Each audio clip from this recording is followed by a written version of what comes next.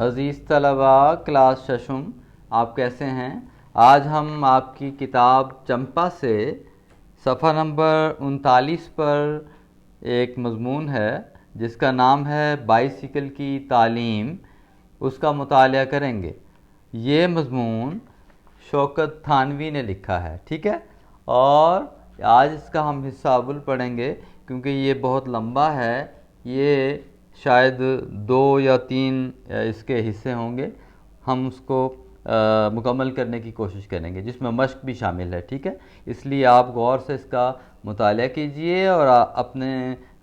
کتابیں اور note books اور اپنی جو پینسل ہے وہ بھی ہاتھ میں پکڑ کے رکھیں تاکہ مشکل الفاظ کے معنی اور جو بعض باتیں ہیں جو میں آپ کو ساتھ ساتھ بیان کرتا جاؤں گا، سوالات کے جوابات بھی ساتھ ساتھ آپ کو بتاؤں گا، تو یہ آپ ساتھ ساتھ لکھتے جائیے، ٹھیک ہے جی؟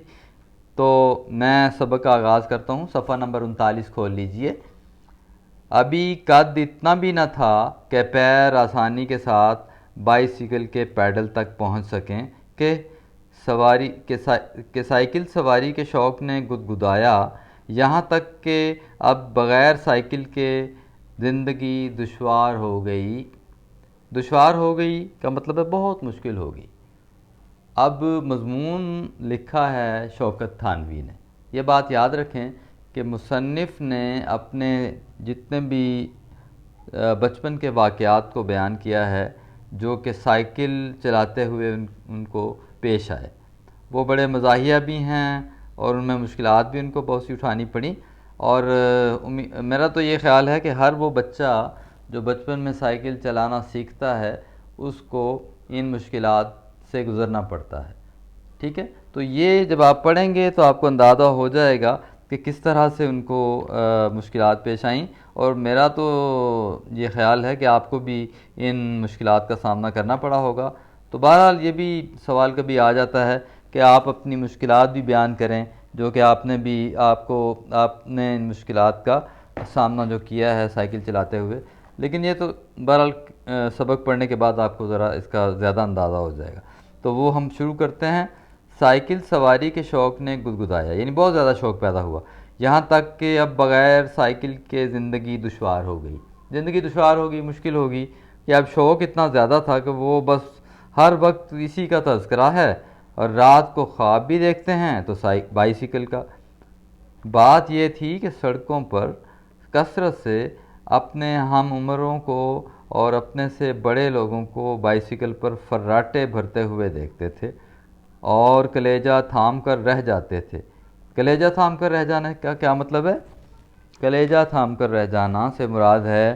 کہ صبر کر کر بیٹھ جانا، تڑپ کر رہ جانا کہ ہائے اللہ یہ اتنی تیزی سے گزر گیا ہے میرے پاس سے، کہیں کسی حادثے کا شکار نہ ہو جائے یا کوئی ایسی بات نہ ہو جائے کہ اس کو تیزی جو سی ہے یہ کسی مشکل میں ڈال دے۔ تو اس میں اب یہ آگے جا کے وہ یہ کہتا ہے کہ فراٹے بھرتے ہوئے یعنی تیزی سے گزر جاتے تھے۔ تو اس کے بعد مصنف کہہ رہے ہیں، مصنف کا نام آپ کے سامنے لکھا ہوا ہے شوکت تھانوی، ٹھیک ہے؟ وہ یہ کہہ رہے ہیں کہ ایک یہ ہیں کہ جن کو زندگی کا لطف حاصل ہے، یعنی یہ جو لوگ جن کا اوپر ذکر کیا جا چکا ہے کہ ان کا ذکر کر رہے ہیں کہ ہم عمر بھی ہیں، اپنے سے بڑے بھی ہیں، جو تیز تیز سائیکل چلاتے ہوئے جا رہے ہیں، فراٹے بھرتے ہوئے جا رہے ہیں، تیز رفتاری سے جا رہے ہیں، اور ان کا کلیجہ جو ان سے دھک کے رہ جاتا ہے کہ اللہ جانے آگے جا کے یہ کیا ہوگا۔ مراد یہ ہے کہ وہ تڑپ کر رہ جاتے تھے، کلیجہ تھام کر رہ جانا، تڑپ کر رہ جانا، ٹھیک ہے؟ دنیا بھر میں وہ کہہ رہے ہیں کہ ایک یہ ہیں جن کو زندگی کا لطف حاصل ہے، دنیا میں بہشت کے مزے اڑا رہے ہیں۔ بہشت کہتے ہیں جنت کو، ٹھیک ہے؟ کہ یہ دیکھیں یہ کتنے خوش قسمت ہیں کہ جنت کے مزے اڑا رہے ہیں، ان کو اللہ تعالیٰ نے ان کو سائیکل عطا کر دی ہے اور یہ ہوا میں اڑتے پھر رہے ہیں اور فراٹے بھرتے ہوئے گزر رہے ہیں اور ان کو کوئی ہوش نہیں ہے، بہت مزے اڑا رہے ہیں۔ یہ بائیسیکل کے مالک ہیں اور بائیسیکل پر بیٹھ کر ہوا میں تیرتے پھرتے ہیں۔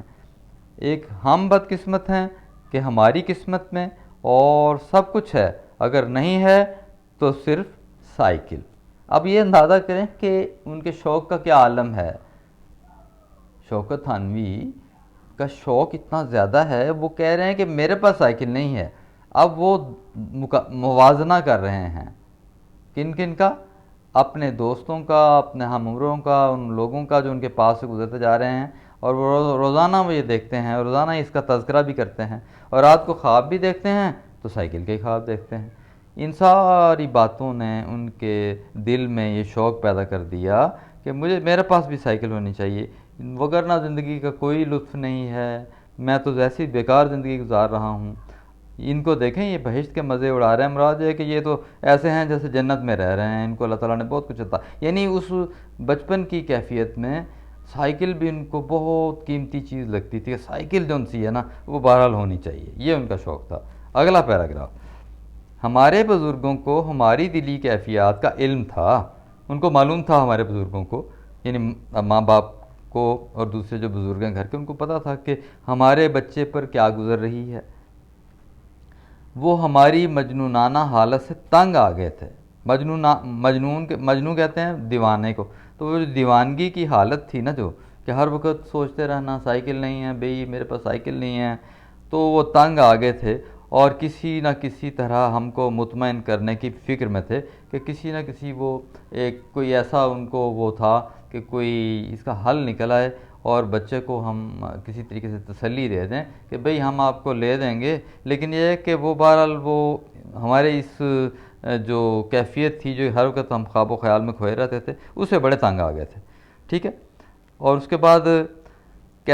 آگے لکھتے ہیں کہ آخر کار ادھر سے یہ شرط پیش کی گئی، یعنی والدین کی طرف سے، بزرگوں کی طرف سے یہ شرط پیش کی گئی کہ سوار ہونا سیکھ لو تو خرید لی جائے، اور ادھر سے یہ ضد تھی، یعنی ادھر سے مراد ہے کہ میری طرف سے یہ ضد تھی کہ خرید دو تو سیکھ لیں گے۔ اب یہ اندازہ کریں کہ وہ کہہ رہے ہیں کہ بھئی پہلے سوار ہونا سیکھ لو تو پھر لے کے دے دیں گے، وہ مصنف یعنی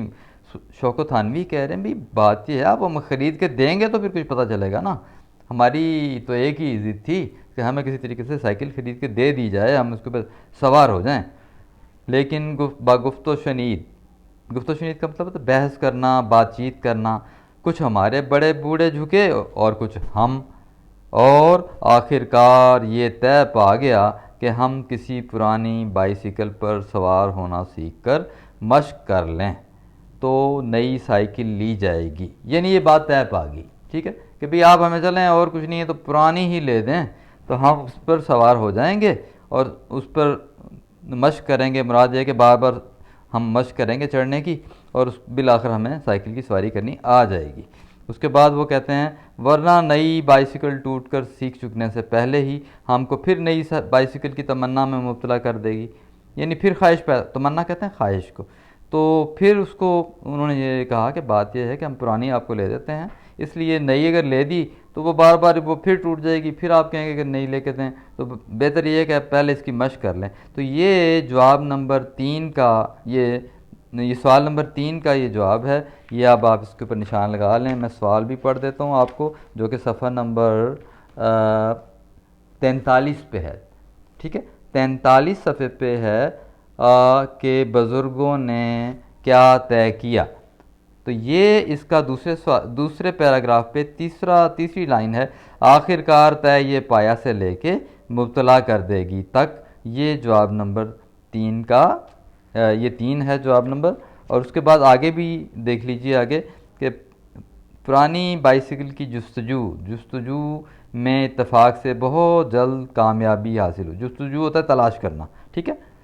لیکن ایک دن کوئی صاحب بائیسیکل پر سوار ہو کر ہمارے کسی بزرگ سے ملنے آئے تو وہ ادھر ملتے رہے اور ادھر ان کی بائیسیکل ہمارے کام آ گئی، ٹھیک ہے۔ مراد یہ ہے کہ ان کو شوق بہت تھا، شوکت تھانوی کو، انہوں نے دیکھا کہ ہمارے گھر میں مہمان آیا ہوا ہے اور آیا بھی سائیکل پہ ہے، انہوں نے کہا بھئی اب تو اپنا شوق پورا کر ہی لیا جائے، تو انہوں نے کیا کیا کہ سائیکل وہاں سے چپکے سے وہاں سے سائیکل لی اور بائیسیکل لے کر کمپنی باغ کی اس سڑک پر پہنچے جو فراز سے نشیب کی طرف گئی تھی۔ فراز کہتے ہیں اونچائی کو، نشیب کہتے ہیں اترائی کو، ٹھیک ہے، جیسے اپس اینڈ ڈاؤن ہوتے ہیں نا، تو وہ سڑک کی انہوں نے بتائی ہے کیفیت یہ تھی کہ اونچی تھی اور ایک دم آگے جا کے نیچی ہو جاتی تھی، وہاں وہ فطرت کو بہترین معلم جان کر وہاں فطرت کو بہترین معلم جان کر ہم نے بائسیکل کی بسم اللہ کر دی، یعنی آغاز کر دیا کہ ابھی بات یہ ہے کہ اب سائیکل ہمارے ہاتھ آ گئی ہے تو چلو کمپنی باغ کی طرف چلتے ہیں۔ وہاں پہ ایک سڑک بھی ہمیں ایسی میسر تھی جو کہ اونچی تھی، وہاں جا کے ہم کھڑے ہو گئے، اور وہ وہاں پہ جب ہم بیٹھ گئے سائیکل پہ، نیچے اس کے نشیب یعنی ڈھلوان تھی، اترائی تھی، اس کی طرف جب قدم بڑھایا ہم نے، اور جیسے ہی سوار ہوئے تو فطرت یعنی جو فطرت یعنی قدرت جو سی ہے وہ بہترین معلم بن گئی۔ معلم کہتے ہیں استاد کو، تو انہوں نے کہا کہ اب تو ٹھیک ہے، یہ اترائی بھی ہے، ہم نے بائسیکل کے اوپر جب بیٹھے ہیں تو بسم اللہ کر دی، مراد یہ ہے کہ یہ ہم نے اس کا آغاز کر دیا، سوار ہو گئے۔ تو یہ جواب نمبر 2 ہے، جو کہ یہاں پر دیکھ لیجئے مصنف کو پہلی بار سائیکل چلانے کا موقع کیسے ملا، یہ جواب نمبر 2 کا جواب، یہ سوال نمبر 2 کا جواب آ گیا آپ کے پاس، ٹھیک ہے؟ آپ کو سمجھ آ رہی ہے نا؟ میں ساتھ ساتھ آپ کو بتا رہا ہوں کہ اوپر جواب نمبر 3 کا تھا، یہ جواب نمبر 3 کا یہ حصہ تھا۔ اب جواب نمبر 2، ایک دن کوئی صاحب بائسیکل پر سوار ہو کر ہمارے کسی بزرگ سے ملنے آئے سے لے کے اور بسم اللہ کر دی تک جو ان سا ہے، یہ جواب نمبر کون سا ہے؟ یہ 2 ہے، اور اس سے اوپر 3 گزر چکا ہے، ٹھیک ہے جی۔ آگے آ رہا ہے، اگلا ذکر چل رہا ہے کہ بائسیکل کے پیڈل پر یعنی سوار ہو گئے ہیں اب اللہ ہی جانے کہ آگے جا کے کیا ہوگا۔ بائسیکل کے پیڈل پر بایاں پیر رکھ کر داہنا اٹھایا ہی تھا کہ وہ بجائے آگے چلنے کے لہرا کر اس طرح لیٹ گئی کہ ہم نصف اس کے فریم میں اور نصف زمین پر دراز نظر آئے۔ اب اندازہ کریں کہ وہ کیسے ایک منظر کشی کر رہے ہیں کہ ہم جب گرے تو ہمارا کیا حال ہوا کہ جو سائیکل کا فریم ہے وہ فریم میں، اور جو ہم جو ان سے آدھے فریم میں اور نصف زمین پر دراز ہو گئے لیٹ گئے، مراد ہم گر چکے تھے، ٹھیک ہے؟ لیکن ہم مردانہ وار اٹھے، ہم نے مطلب دائیں بائیں دیکھا، کوئی دیکھ تو نہیں رہا، ہم مردانہ وار اٹھے کہ ہم بڑے بہادری سے اٹھے، کپڑے جھاڑے اور بہادرانہ بائسیکل کو اٹھا کر پھر کوشش کی۔ اس مرتبہ بائسیکل تھوڑی دور چل کر خود بخود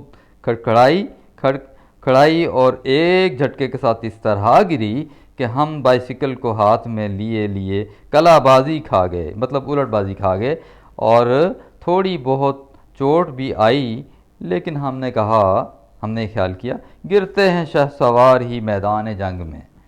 وہ طفل کیا گرے گا جو گھٹنوں کے بل چلے۔ تو انہوں نے اپنے آپ کو تسلی دی، کوئی بات نہیں، چلیں، سیکھنے میں تو مشکل پیش آ ہی رہی ہے، لیکن شہ سوار کہتے ہیں گھوڑے کی سواری کرنے والا، گھوڑ سوار، ٹھیک ہے؟ تو وہ کہتے ہیں کوئی بات نہیں،